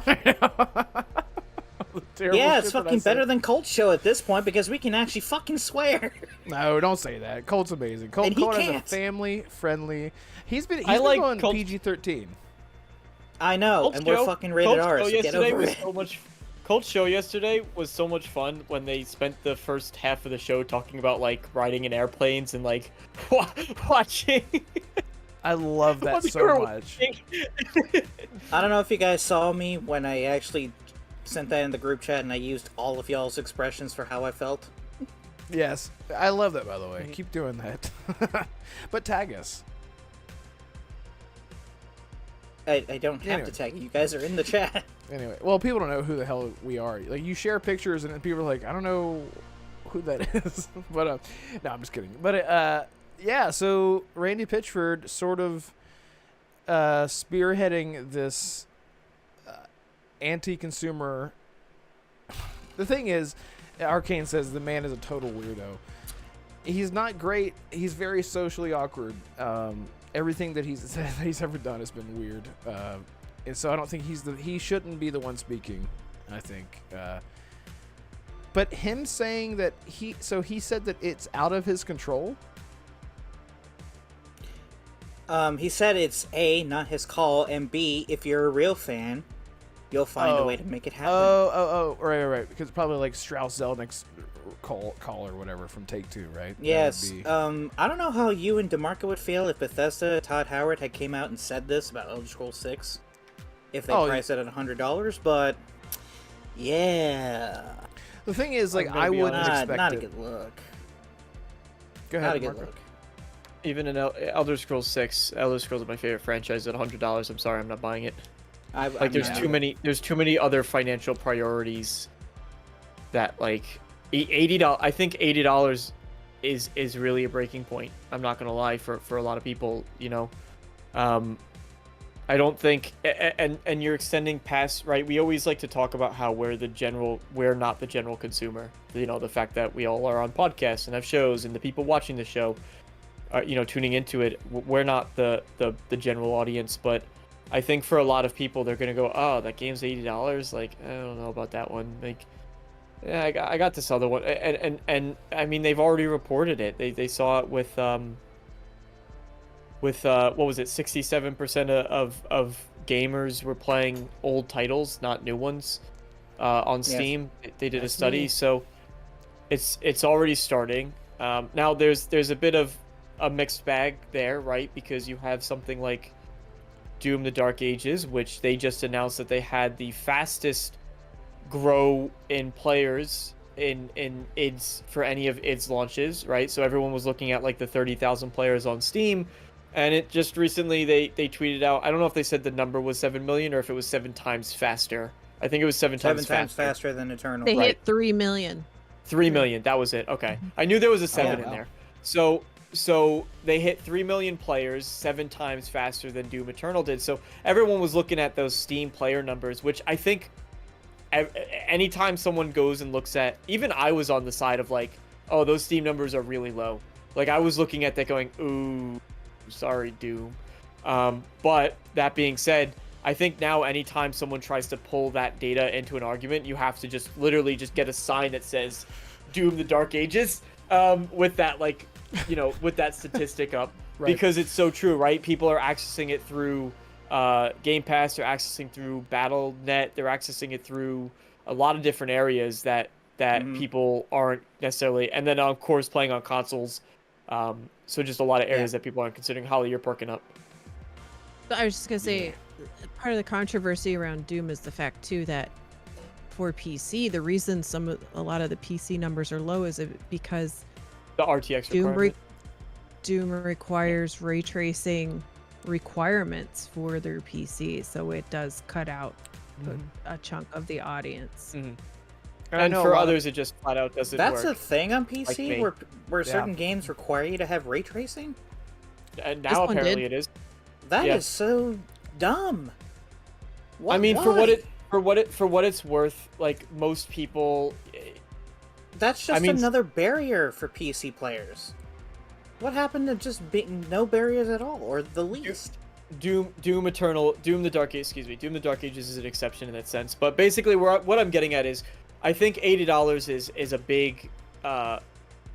big turning point as far as what people are willing to spend, and then you combine it with, like, Randy Pitchford is just, I'm sorry, but the man is disgusting. He's slime. He's like, there's no better. He's slimy. Like, if you know, what's the muck Pokemon? The one that Grimer, is that it? Grimer. Yeah. He's just the living version of that. I mean, go back. He left a stick of underage explicit material at medieval times on a USB. Was it underage? I didn't know about that. I thought it was just if that's the case, he's more of a Typhlosion type. It was questionable. If you know. It was questionable age stuff at medieval times. He stole 12 million dollars of bonus. He took and stole and like did not like give it to the company properly. Like, the man is known to be a liar.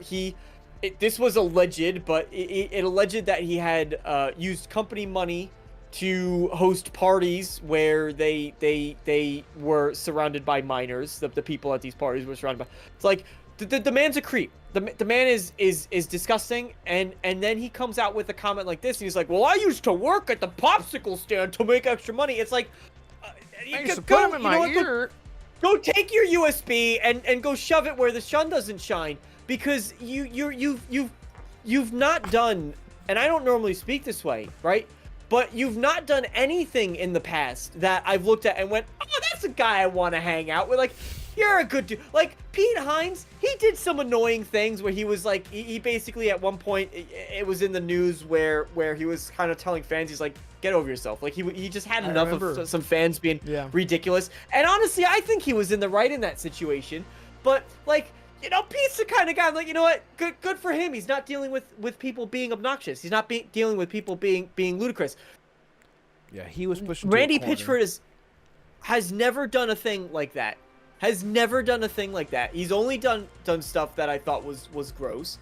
And now he's turning around and he says, if you're not a real fan. Now, Jonas called out. He responded to my tweet on the matter. He told us in our group chat on Twitter. He said that they're not referring to fan as the same way, right? A fan to us is someone who's like, "I like these games. I want to go buy it." A fan to him is someone he's using in the context of someone who has a sheep, unquestionable loyalty, which that's absolutely how he's using the term, 100%.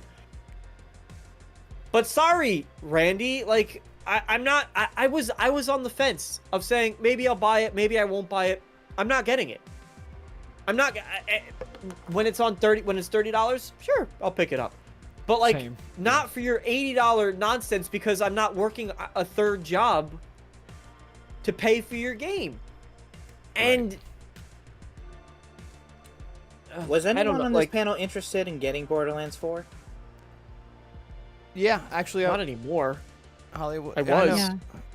But I won't. How do you guys feel about it now? Because I was the only one that didn't want to get it. Now I definitely will not get it. Well, good for you. And again, everyone in chat, it's the same thing. Like, if you guys want this shit to stop buying. It's not like you don't have to own it. You can own it. Wait for a sale. And then once publishers start seeing that we're spending $60 for games, once it's $20 off. And the thing is, like, Ubisoft has done this for a long time. Ubisoft has been inflating their prices with bundles in special editions with early access and all the FOMO stuff, the stuff that DeMarco loves so much. They've been doing it for years, and then 2 months after, every single Ubisoft game, 2 months after, it goes on sale. Happens all the time. And so they've been ahead of the game there. And all it is what's the word for it? It's just like mind games. It's there's a term for it. I can't think of it, but it's just essentially like know cost fallacy. Maybe yes. It's where like we know what our product is worth, but let's make them feel like. Oh no, that's not sunk cost fallacy. Maybe. Look, I'm not a smart man, but I will say, Ubisoft games, like Mag on Cult Show always talks about, like, I wait for games to go on sale. Because they do. They go on, especially Ubisoft games, they go on sale immediately. But if you guys want this stuff to stop, you have to stop, Don't buy into the FOMO. You have plenty of games to play right now. You have plenty of games. Arcane is asking, is it minimum viable product? Minimum viable product. I can't. No, I can't. I don't know. There's a term for it, but thank you. Maybe maybe FOMO. Yeah, I mean maybe that's it. But yeah, Holly. So you're not getting this day one, right? You're not. No. I don't need to pay $80 for a Borderlands game. Yeah. I would like to play it, but I can easily wait. Ours to see, Same. ours to see, because we are all pirates. We're all pirates. King Style says, I don't support high-priced games, but that's because I'm broke. Dude, That's it's like fair. you just fair. That's fair. That's fair. In this client, I think this is the first time ever in any generation where like, hey, I'm broke. Like, you know, people used to make fun of broke people back then, but like now it's just like, don't worry, I'm broke too. We're all in the same pot.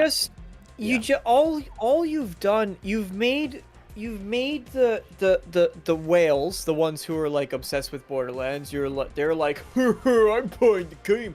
You made the people who are gonna buy the game anyway be like, I'm gonna still buy the game. You made the people who are on the fence say, F you, I'm not gonna be doing this. And you made the people who were already disinterested, you just gave them ammunition to GTA. ammunition to Yep. continue that the narrative that they've been pushing about the game. And so you've effectively alienated, you know, I mean, even when I tweeted out, I said, I guess like I'm not a fan apparently, like I'm not a fan of Borderlands. Like that's cool. Thanks, Randy. Yeah. Thanks, Randy. If you ever watch BoJack Horseman, there's a joke where like there's a guy who's a news anchor, and then anytime there's something wrong with the newscast, he's like, "Was it Randy? Did Randy mess it up?" BoJack Horseman was a great show on that. Holly. Thanks, Randy. The only thing I will say, and I'm not defending this guy because, like, it doesn't take much.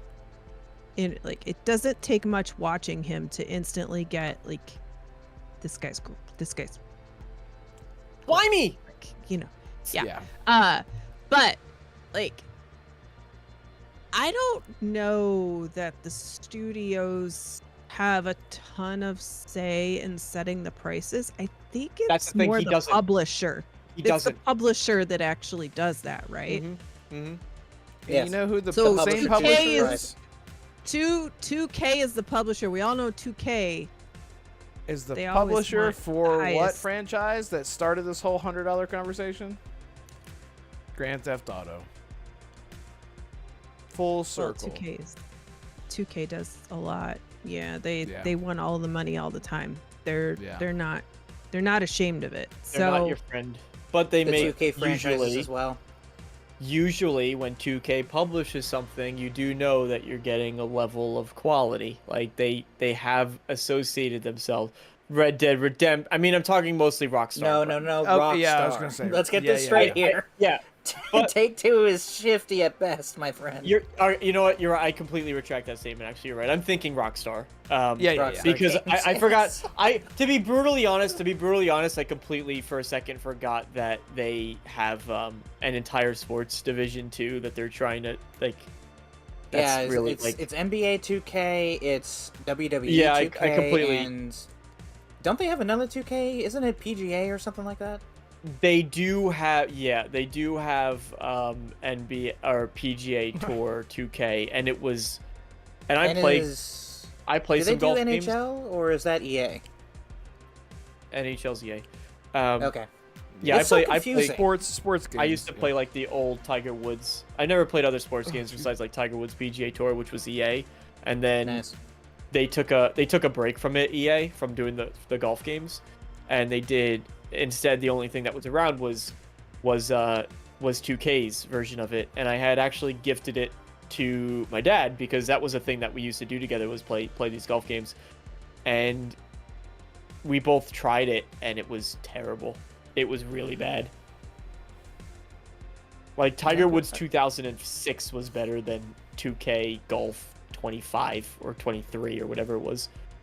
It's sad that I'm more excited for a game like Rematch than anything coming from EA or Take-Two. You said exactly what I was thinking. Like, Rematch looks really, really fun. Like, and I'm not like big into soccer, but it has like an edge to it. And it's $30, Red. And it's $30. It's made by the studio that made Sifu. Who are they, Assassin? You know who they are. Slow Clap. Thank you. You have all the answers. Slow Clap, which sounds I don't know why that. Shout out to Game Seeker. Thank you so much, man. He gifted a membership to RSJ Fan. She deserves it. It's fantastic. You're so nice, bro. You're awesome. Shout out to Game Seeker. He's one of the. I say it all the time. He is the most stereotypical. He is the epitome of Canada. Polite, generous, just intelligent, handsome. It's fantastic. Game Seeker, are you Canada? He is Canada. Yeah, he is Canadian. He's Canadian, if I remember correctly. Yeah. Yep. No, I'm not asking if he's Canadian. I'm asking if he's Canada. There's a difference. He just is. He's just the president or the king. Are you Canada? Doesn't Canada He's have kings? No. No, not kings. They have No. They have a president. emperors. I think. Oh, No, they don't. Shut it. okay. I don't know. I'm geographically challenged. Slowlark says Rematch is also going to be on Game Pass day one. Really? Is that true? That Man. is true, but then again, if you're on Steam or on PlayStation, $30, $40 is a steal. That's amazing. Yeah, and I know Jonas is super excited to play that. That would be really. Yeah, he fun wants to us play. to jump in on the beta, by the way. When is that coming out? He said something like next week or something like that, and it's Oh. coming out in June. I'm down for that. I got time for that. So am I. Game Seekers has. Anyway, Catherine back Kennard. to Randy Greaseford. Yeah, well, I guess what this really comes down to, we're talking about the $80 price point. So, I can't think, like, DeMarco, you said it really well. It's like, what would be the exception? An Elder Scrolls 6? A GTA 6? No, not Elder Scrolls. GTA is the only one that I think would be the exception to the rule. Well, I I don't mean, even think GTA is, to be honest, but I just feel like think it it's comes. just- Well, it's like you said, they hold it to a high standard and a high quality bar. They do, yeah, but it's just, listen, it's the issue is that these game, like, the issue is that the prices are going up for the wrong reasons. You know, I think there is a world in which these prices increased in an organic fashion that made sense, and it was like, okay, you know what? Like, even when they started talking about notice the difference in conversation between raising prices to $70 and now raising them to $80. But I just think that you kind of lose any of your argument when these companies are, and I know I feel like at this point I bring this up every show, but these companies are reporting record profits, right? They're not hurting for cash. They're not, you know, they're cutting their budgets because they're trimming down and they're replacing it with a lot more AI and automation. So they're cutting team members, and so these companies are saving money, and they say, oh man, we saved $10 million. Let's raise the price on everybody because the economy's uncertain. It's like, what? But you're already making money. But- Why? But you're already doing fine, and Yeah. the economy, it's no more uncertain than it was 6 months ago, and no more uncertain than it's going to be in another 6 months, right? Like, the economy's always going to be uncertain at some point. So these are arbitrary excuses for arbitrary reasons, for arbitrary justification, because none of these companies are hurting, and that's why it stresses me out when anybody says, "Oh, actually, $70 games isn't that bad." It's like, Another reason, DeMarco, and this is to add to your points, you could, like, raising the price to $60 back in the day, I could kind of see why. But now, in our current condition of the industry, you guys have more sources of revenue than you've ever had before. Especially more with the live competition. service. Ubisoft even said it themselves, not out loud, but they said it. Rainbow Six Siege is their main bread-winning live service, which is why when they tried to make Hyperscape and XDefiant, I was like, you guys already have one live service cow. You guys don't need any more. You're, like, maybe back then they were reporting record profits, not now. But it's like you said, like, same with, like, you guys have live service cash cows. You're not hurting for cash. You're reporting record profits, like you said. You guys have more sources of revenue than you've ever had before, because microtransactions and live service elements didn't Subscription exist services during the 360 subscription services. You cannot argue that your games are more expensive to make. Your problem is that you're ballooning your budgets. Scale it back. I've said this before. Ghost of Tsushima was a $60 million project, and it's made 10 to 12 million copies sold. It more than made up for its money. That's the other thing too. Yeah, haven't talked about the fact that like the audience size has grown exponentially as well. Like just the amount of gamers who are invested in the hobby now. In the hobby now has grown exponentially. Yeah. But another you know, thing that I want to ask you, DeMarco, even 2K, like people are justifying like, oh, I'd spend $100 for GTA, but it's like 2K knows that the bulk of, and the reason I can almost guarantee you the reason for the delay was for GTA Online. It's that and there was a leak that came out where somebody had said, dude, no, like the single player has been done, like it is finished. It's that's kind of what they said. Whether you believe that or not, whatever. I think it's true. I think that they delayed it because they wanted the online to be perfect, because 2K knows how much, and Rockstar, they know how much it matters and how much money they're going to make on shark cards. So you can actually, like, the realistic thing is Rockstar can come in and say, actually, we're releasing this game at $60. Yeah. Because they know that they're going to make, like, how much money has GTA Online made? 8.5 billion. Has made over $9.11 billion. Not with a B. With a B. All right, Billion. Isn't 8.5 after tax though?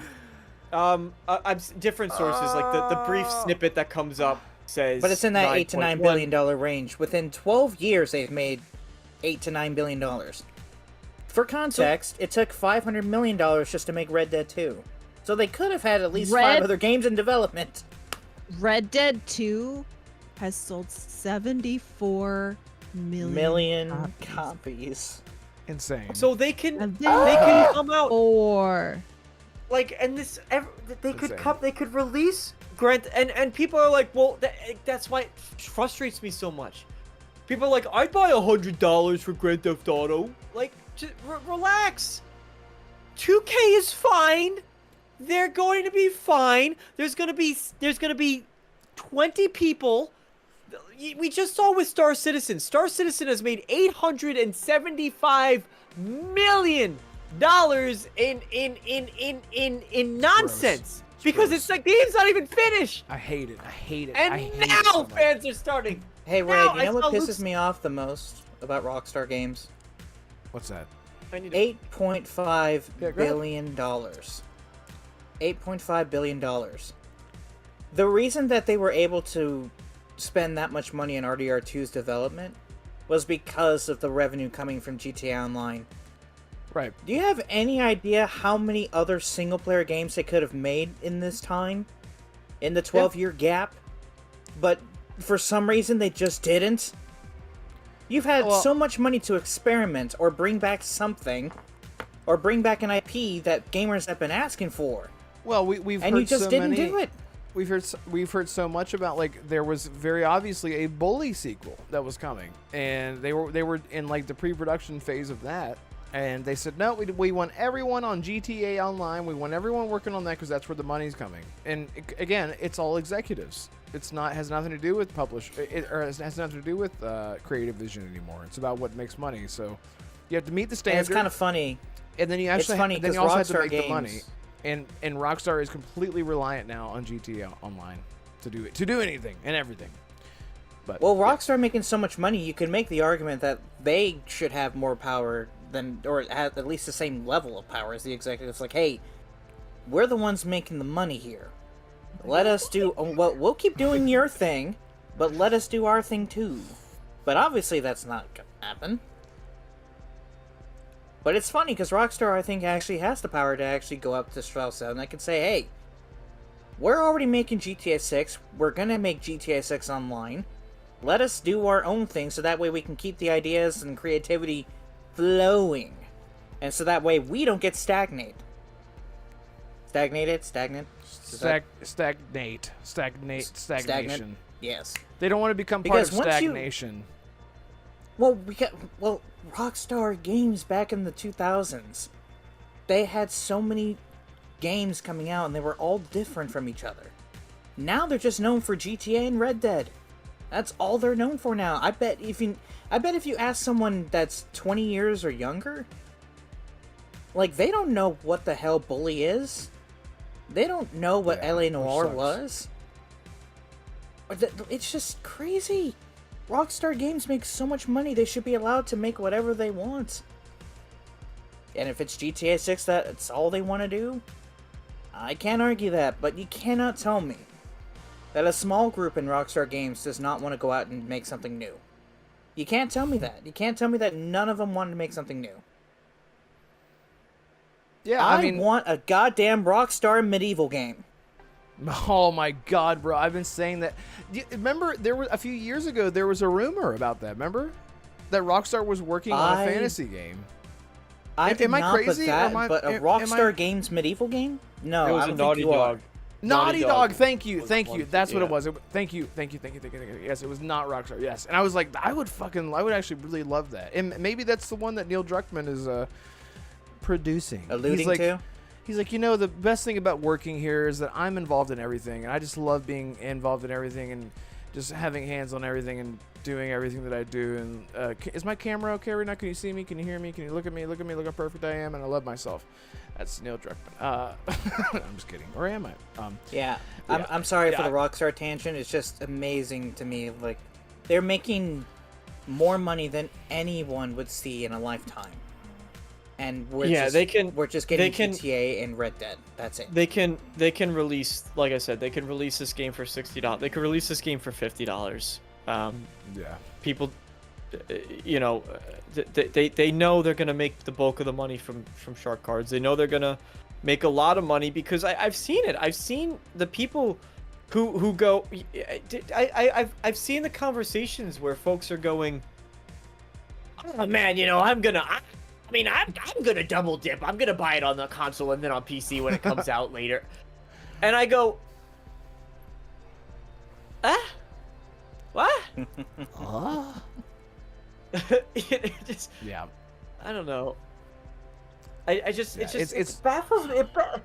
It baffles me. And so they know they're gonna get the double dippers. They know they're gonna get the shark cards. They know they're gonna get the whales that are gonna spend oodles of money. And then hell, listen, if Rockstar were really, really smart, what they would do is they would try to like kind of do a monetization for, I don't know if they did this for GTA Online or not, but the roleplay servers became massively popular. Like, officially support that. But to have a billable server that people can do, and then you can 100%. check out, like, this is a hardcore, like, official server. It's run by Rockstar, so you know it's gonna run for a while. Like, we're gonna be good, you know. I just, they could there's another revenue stream for them. There's so many things. And then hey, I'd buy GTA probably twice if it was at $50 a pop, actually. And then I know it's like controversial, right? Because then you're spending $100 for the game. Right. But But you I could might give that actually- second copy to a friend. You could do that, but I'd still be iffy on it, but like, do I really want to? But I think if there were enough of my friends around me playing it, then I would fall to that peer pressure. Not for two $80 games, not for two $90 games. Do you guys Yeah. think that the line for pre-orders would be larger if it was 50 or not? I don't think it I matters. think 50 to the 60? entire it would be massive. The entire gaming community would lose their collective minds if Grand Theft Auto released at 50. It's not going to happen. But No, it'll never happen, but I'm saying No. like 60 or the normal 70. the Like, it doesn't go 80, 90, or 100. the internet would explode. If it was 70? 60. Oh, 60. yeah, for sure. 60, yeah. 70. Yeah. Well, I mean, would be shocked. honestly, I would not be. The thing is, I think this one of the strategies that they're looking at now has to be, let's get away from this recency bias of I'm angry about $80. So now we have to wait literally a year from now, a year and 6 days from today, and by that time, the normality will have changed. So $70 will be our $80. We're angry about it. I think that the reason people are so up in arms right now about the price hike is because it happened so quickly. So we got so used to paying $63.47 for games for so long. And then whenever $70 came out, we're like, what the fuck? And then everyone's like, well, I guess that's how it is now. And then like a year and a half, almost 2 years later, they're like, we're going to do it again. We're going to blame it on politics 5 and years. tariffs. And it wasn't 5 years. It's been like 2 years since $70 No, price hike. it was when the PlayStation Showcase showed off NBA 2K. They 2K, Activision, and Sony were the first ones to say our games are now $70. That was back in 2020. 5 years ago. I'm specifically talking about like whenever it just became $70 is the normal thing, where $70 PlayStation across the board. across the board. Oh, that was like 2023. And Like, yeah, PlayStation- okay, yeah, 2 years ago. right, because remember 2-3 years PlayStation ago. was the Nintendo, so PlayStation did it. Then Microsoft's like, well, we're gonna do it too, and Nintendo's like, well, we're gonna do it, and now Nintendo's like $80, and then Microsoft's like, yep, me too. PlayStation, I'm in. Everyone get on the $80 train. No, right. That's the funny part. PlayStation was the first to jump in on 70, then Microsoft, and then Nintendo was dead last. Now Nintendo's the first one jumping at 80, then Microsoft, Yes, now exactly. Sony. It's basically an accordion. It's crazy. God damn it. Anyway, it's fantastic and I love it. I mean, I'm really excited for GTA 6 either way, so I might be one of those people. I might be part of the problem. Yeah, can I say something regarding our topics real quick? Yes. If there's if I don't know why anyone would even want to find a game to play in September, but if you somehow find yourself in a drought, and obviously Marathon, we don't know the price, and with the plagiarism thing and what's going on with Bungie, completely understandable if you don't want to get Marathon or pick it up to play. And obviously with Borderlands 4, I think all four of us here are in agreement. Borderlands is officially off our playlist for the year, until it either goes on sale or something of that nature. If there is a game that you guys want to check out, I'm not saying you have to buy it, but there is Hell Is Us coming out September 4th. It's that That's right. post-apocalyptic Souls-like action game. The main character is voiced by Eliphas Tofix, I think his Oh name my is. god, you Elias just Tofix? butchered that. I'm sorry, Elias. I can't say his last name. And now I give you our king, Eliphas Tophus Decimus Maximus. It's Elias Tufexus. Elias Tufexis? Okay, Yeah. alright, now I know. I can't say names right. No, okay, it's Ren? okay. It's okay. I just Made love by wordplay. it's made by former Eidos Montreal devs. They obviously knew Elias from his time at with Deus Ex. So, again, if for some reason you don't want to touch your backlog in September, I would definitely check that game out, because that game is actually $60. I'll There give you a go. game Instead of- recommendation. Do it. Let's go. Or Mafia. Little indie game released this month. It's called Deck of Haunts, and That's right. I haven't played it, but it looks really, really fun and cute. And you basically have a set of cards that you can upgrade and change, and you grow your deck. And then these people walk into your house, into a haunted house, and then you play your cards to either scare them and make them go a little crazy, or just outright kill them. So it's like Monster House, but you are the house, and it seems really, really fun. And it's $20 on Steam, and it just released. It's by a developer, Mantis, and they only have 2 games. They have Journey for Elysium and Deck of Haunts. So this is their second ever game. And there's a free demo out for it too. You can install the demo and check it out, and then if you enjoy it, you can buy it. It's only $30. How did you find out about such a game, DeMarco? Tell us. Yes, please tell us. I don't know. All right. It has nothing to do with Holly, do you Halloween, have any obviously. game recommendations for those who don't want to play Marathon or Borderlands 4? Did someone play it? Like, actually, I saw it because Cartoons had played it on his YouTube channel. I don't know. I was thinking about. Sorry, I was thinking about the other game, the other game, which is also has a demo, Shroom and Gloom. Shroom. I was and thinking. gloom. I Love was that. thinking of deck. It's a deck builder. I like card builder games. It looks funny. It's a first-person roguelike double deck builder. You fight mushrooms, and it's kind of like Slay the Spire, but different. It's a Devolver Digital. It's also a demo out as well. But this month, the game that I have bought and recommend but haven't played yet, I might play it on stream after, is The Midnight Walk. The Midnight Walk. Why does that sound familiar? Because it's an indie that? game that came out a couple weeks ago. Came Okay. out on PlayStation and PC. It's the one that looks like Little Nightmares. Is it not yeah, on yeah, Xbox? yeah, yeah. Okay. Yeah, it's not on Xbox. I thought it was multi-plat. God damn it, Microsoft. It's PC, and it's So also technically- VR if you want it VR too. Okay. No, it's not Red. Here's a cool thing that'll make Red happy too.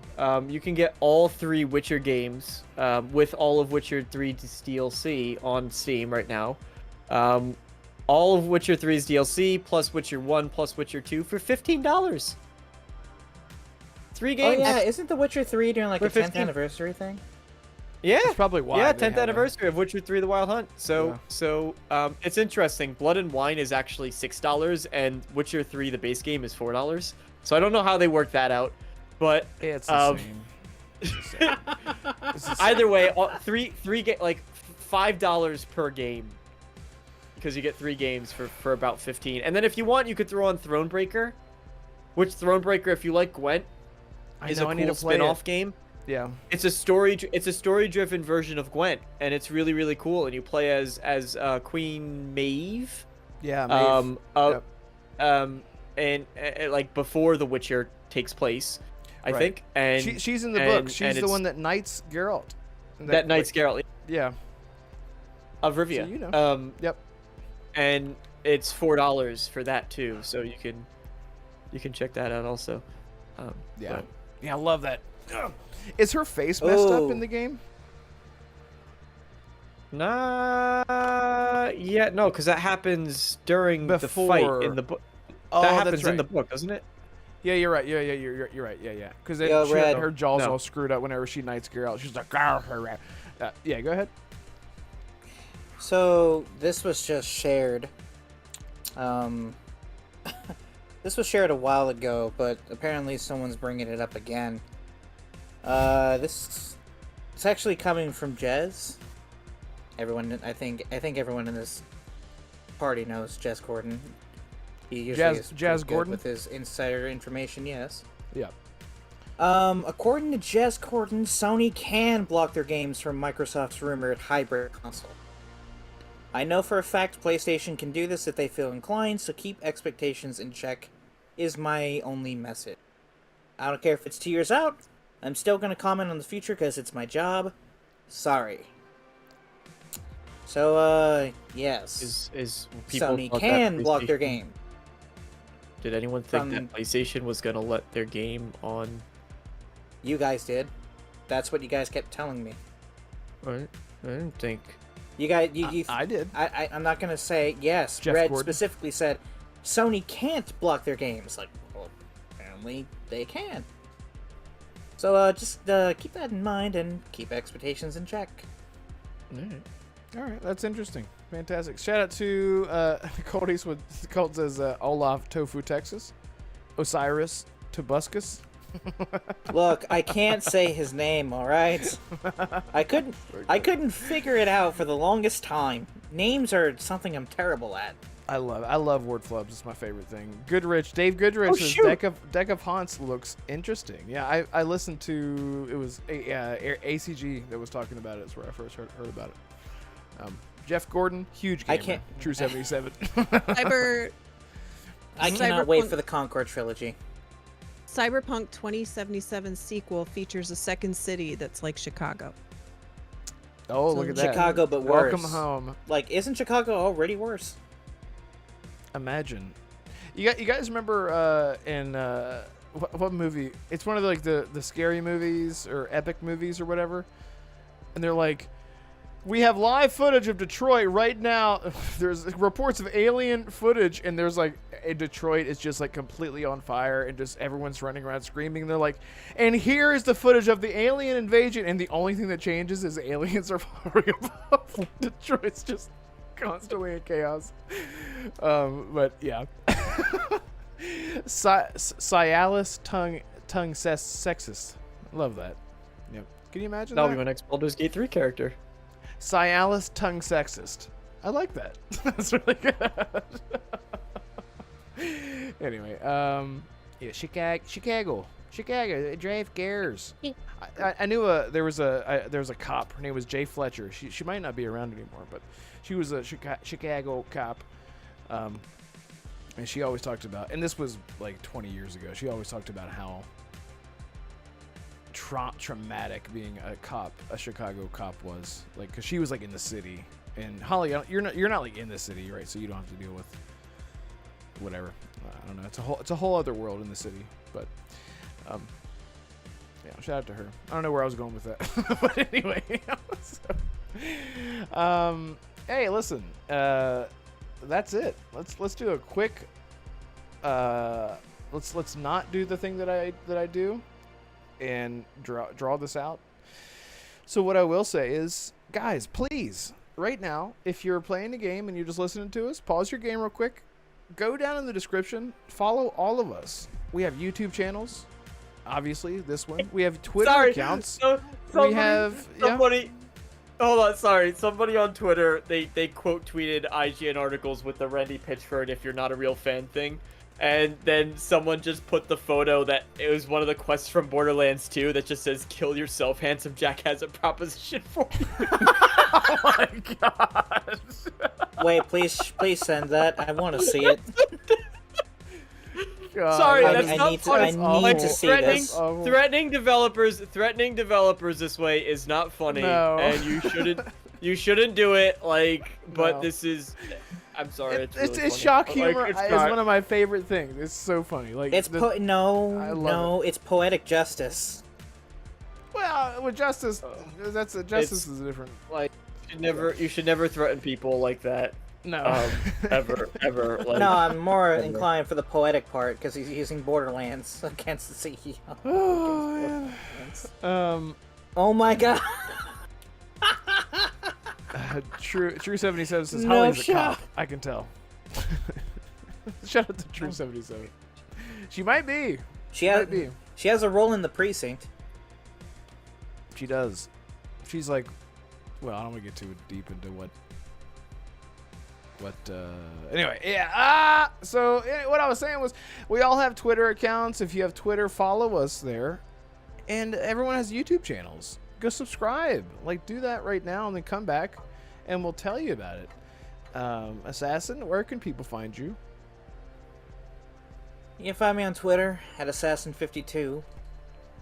Not really much going on. I've honestly just been playing games instead of talking about them, which is actually kind of refreshing. Mm-hmm. Red, I tagged Arcane, but Red, I'm pretty sure you've seen this. Since I beat Doom the Dark Ages in a record 23 hours, could not believe I actually beat the game 100%. My next game is a bit more eerie, more creepy, a bit more Wake-like, if you catch my meaning. Well, it's pretty on the nose, but is it Silent Hill?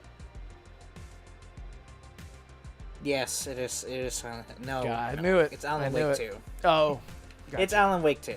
Okay, that's exciting. I'm excited for you. That's Yes. not 23 hours, by the way. That's like 40 hours. I know. It's It's 25. amazing. Oh, okay. Well, I put like 45 hours into it, but yeah. It's so good. Arcane's When I looked very online, happy. it said the platinum can be 25 hours. Yeah, it's weird, but good. It's good.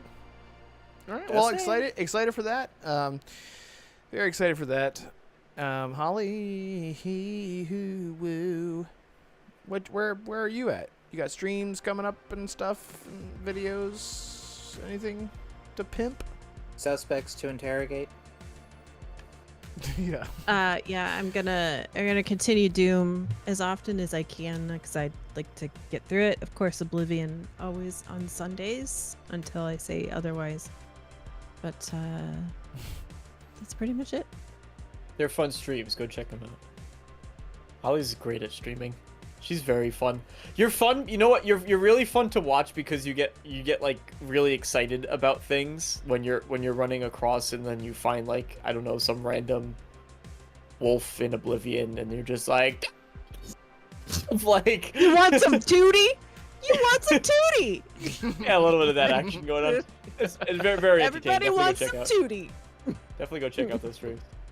Holly is a lot more of a happy person when she's away from the Call of Duty mines.